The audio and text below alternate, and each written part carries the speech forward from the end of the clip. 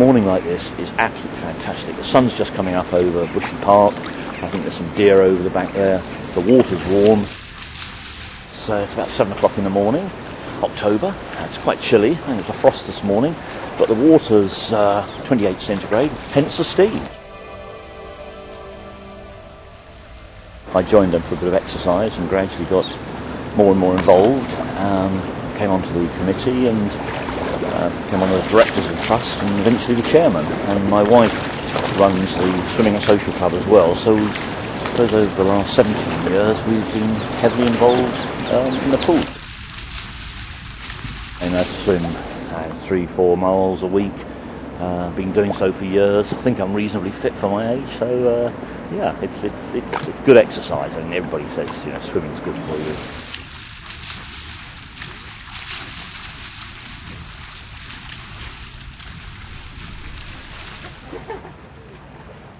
I've been at the pool for the last 23 years.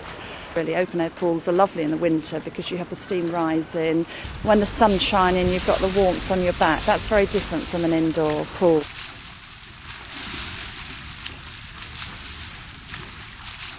It's almost like being on holiday. You walk in and you feel perhaps tired and stressed, and I can come in here yawning sometimes, 8 o'clock, and when I come out I feel totally different. I feel as though I've had a real treat, I suppose.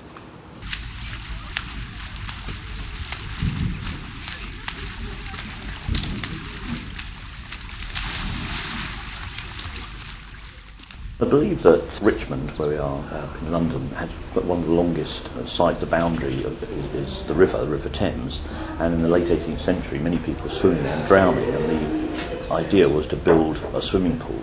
Then along came the First World War, everything was delayed, and the pool was finally built in about 1922. I think there was a lot of activity around swimming. There was this move by councils to get the population fitter and healthier and cleaner, I think. Somebody gave me this old cine film, I think it was 1926 and 1936, of the Hampton Pool. So it was amazing to see it. And before we had the pool refurbished, you could see some of the old bits of the pool remained unchanged. So it's quite amazing to see people swimming at that time, certainly just after the First World War and just before the Second World War. It's quite poignant. So yes, there was a lot of diving, a lot of swimming, and certainly in that old film, that people were really enjoying themselves. And that was an unheated pool, so it's pretty cold in those days.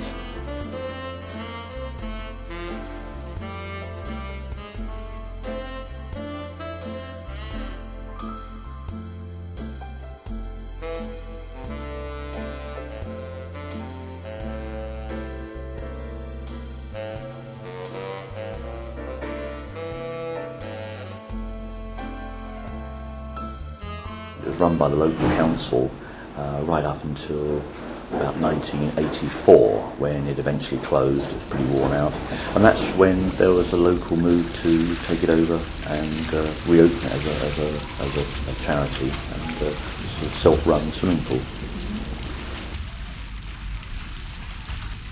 The pool was really in quite a bad state. The actual pool itself was cracked, the building was leaking, and we had hoped to gain a lottery grant, but we were rejected, which was very disappointing. And we carried on trying to raise money from other sources, and really at one point we felt it was the last chance. The customers were demoralised, staff and directors were demoralised. We were struggling to keep the place open, and really one of the issues was, do we close it? Under the licence we have from the Royal Parks, it would be returned to grassland. It would be bulldozed in, grassed over, the entrance and the wall up there bricked up, and that would have been it. Would be returned to the park, and of course would have been desperately disappointing to drive past and see where they put the brick wall, and if we'd tried a bit harder we could have saved it. Oh, it's been, I think, a tragedy. It's been here since 1922, through ups and downs. But again, many open-air pools have closed, so it wasn't a case of it couldn't possibly happen. It was a real threat, and would have been, I think, a tragedy and a real loss to the borough.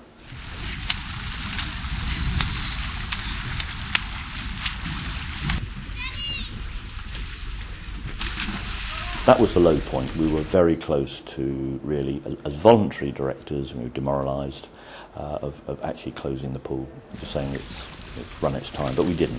We battled on, and we eventually got funding from local sources, the council and the local charity, and we were able to refurbish the pool, and then a year later we refurbished the building, so we got it done.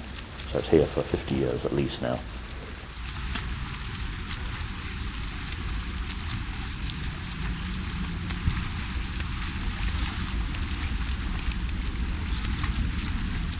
People talked about what a struggle it was and what a fight it was, and I think that made people even more determined to keep the pool open but also to expand facilities. And so that was really the thought behind starting the gym up, which wasn't here when I started. The aerobics classes, those are very popular. The Pilates studio wasn't here. So the extra facilities on top of the basic pool really have expanded its usage.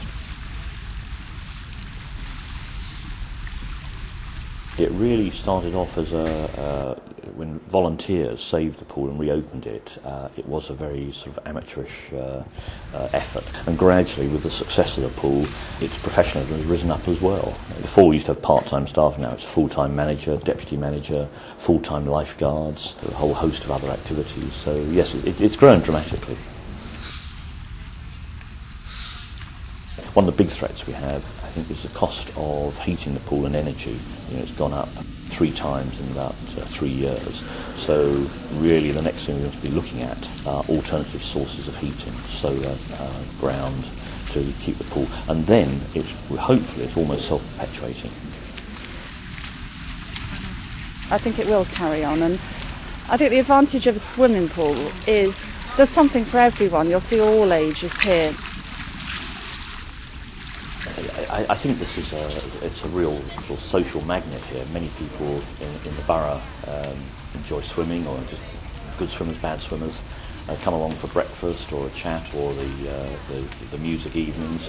And many people have said that they wouldn't move away because of Hampton Pool. They enjoy it in the local vicinity, and you'd be very hard pushed to find another Hampton Pool. To move to a different area would be very difficult, because although there are open air pools, a lot are under threat of closure. They're not open all year. This is open all year round, so it means that you can swim whenever you want. You can come in the evenings and experience the darkness, and when the lights in the pool are glowing and everything's reflected, but it is very special.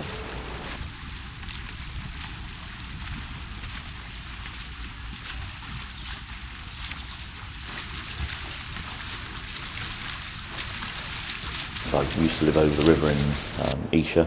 I've now moved to Hampton, probably to be closer to Hampton Pool. It's a fantastic place on a sunny morning like this, with a south-facing balcony. Sitting out there having breakfast with friends and just chatting is really nice. So it's an important part of my life, and it also keeps me fit as well.